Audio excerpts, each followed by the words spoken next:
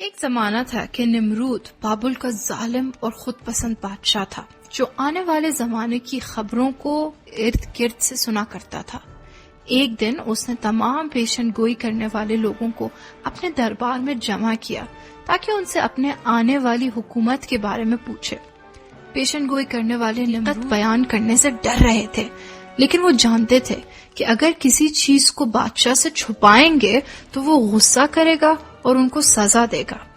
آزر ڈرتے ہوئے آگے آیا اور کہا، جناب نمرود، البتہ شاید یہ حادثہ پیش نہ آئے، لیکن پیشن گوئی سے یہ معلوم ہوتا ہے کہ بہت جلدی آنے والے زمانے میں ایک بچہ پیدا ہوگا جو نمرود کے دین کو ختم کرے گا اور ایک نیا دین لے کے آئے گا اور لوگ اس کے دین کو ماننے لگیں گے۔ نمرود غصہ ہوا اور اس نے ایک اونچی فریاد لگائی۔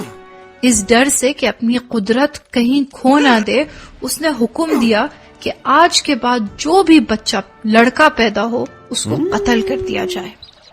ورقہ حاملہ تھی۔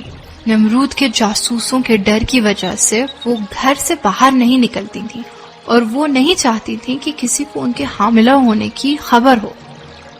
جب اس بچے کا دنیا میں آنے کا وقت آ پہنچا، ورقہ چھپ کر اس شہر سے چلی گئی اور اپنے بچے ابراہیم کو غار میں پیدا کیا۔ ابراہیم کی ماں دن میں چھپ کر اس کے پاس جاتی اور اس کے لیے پانی اور کھانا لے جاتی اور اس کے ساتھ کھیلتی اور اس کو زندگی کے آداب سکھاتی۔ رات کو جب وہ گھر آنا چاہتی تو آنے سے پہلے غار کے آگے ایک بڑا سا پتھر۔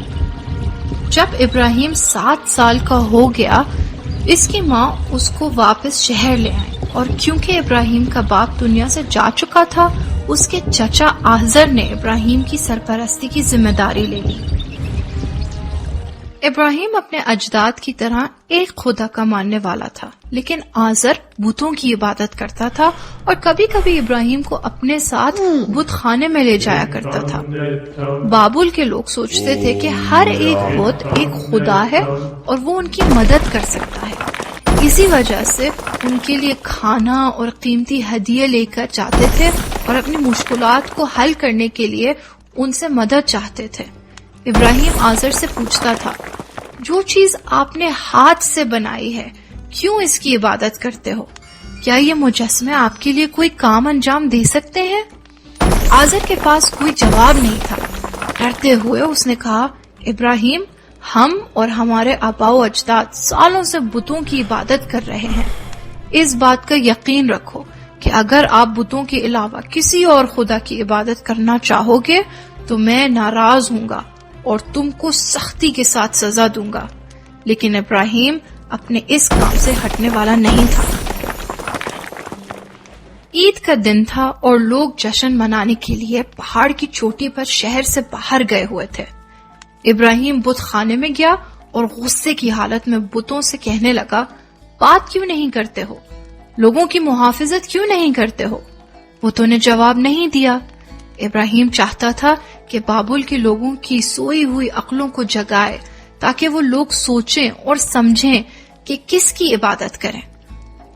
وہ کلہاڑی کے ساتھ بتوں کو مارنے لگا اور بڑے بت کے علاوہ باقی سارے بتوں کو۔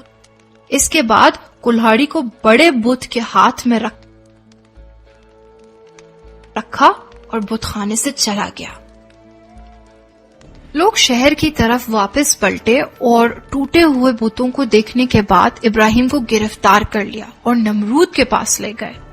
ایک آدمی نے غصے سے بولا، جناب نمرود، مجھے یقین ہے بتوں کو توڑنا ابراہیم ہی کا کام ہے۔ وہ ہمیشہ ہمارے بتوں کے ساتھ دشمنی رکھتا تھا اور آج بھی شہر میں رک گیا اور ہمارے ساتھ جشن میں نہیں آیا۔ ابراہیم نے بولا، کلاہڑی بڑے بت کے ہاتھ میں ہے، شاید اسی کا کام ہو۔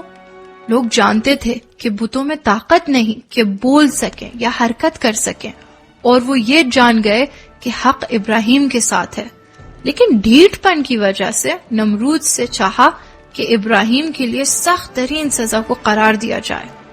نمرود نے حکم دیا کہ ابراہیم کو آگ میں ڈال دیا جائے تاکہ کوئی اور خود کو اجازت نہ دے کہ بتوں کے ساتھ اس طرح سلوک کرے۔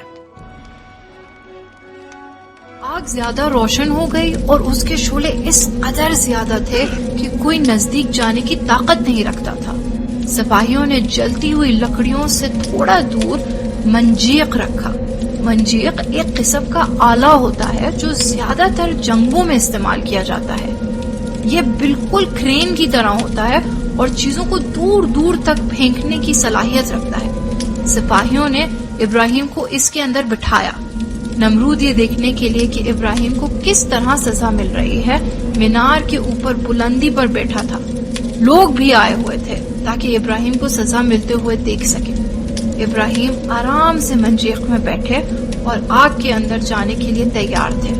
آرام سے اپنی آنکھوں کو بند کیا اور کہا، اے پروردگار یکتا اور بے نیاز، میں نے تم پر توکل کرتے ہوئے بتوں کو توڑا اور اب بھی نمرود کی اس آگ سے نجات پانے کے لیے صرف تم سے مدد چاہتا ہوں۔ نمرود کے اشارے سے ابراہیم کو آگ میں ڈال دیا گیا۔ لوگ خوشی سے آوازیں لگانے لگے، لیکن اچانک ایک عجیب حادثہ پیش آیا۔ پروردگار کے حکم سے آگ ایک باغ میں تبدیل ہو گئی، ایسا باغ جو پھولوں سے بھرا ہوا تھا۔ لوگوں کی خوشی بھری آوازیں بند ہو گئیں۔ وہ لوگ حیرانگی کے ساتھ گلستان ابراہیم کی طرف دیکھ رہے تھے۔ نمرود، آزر اور درباریوں نے دیکھا کہ ابراہیم صحیح و سالم اور خوشی کے ساتھ گلستان میں بیٹھا ہوا ہے۔ نمرود کی آنکھیں بہت زیادہ تعجب کی وجہ سے کھلی رہ گئیں، جبکہ کوشش کر رہا تھا کہ اپنے غصے کو چھپائے۔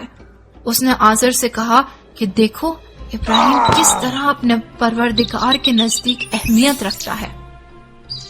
لوگوں نے دیکھا ابراہیم کے مہربان خدا نے کس طرح اپنے بندے کو پہاڑ کی چوٹی کے درمیان آگ میں اکیلا نہیں چھوڑا اور اس عظیم آگ کو اس پر ٹھنڈا کر دیا۔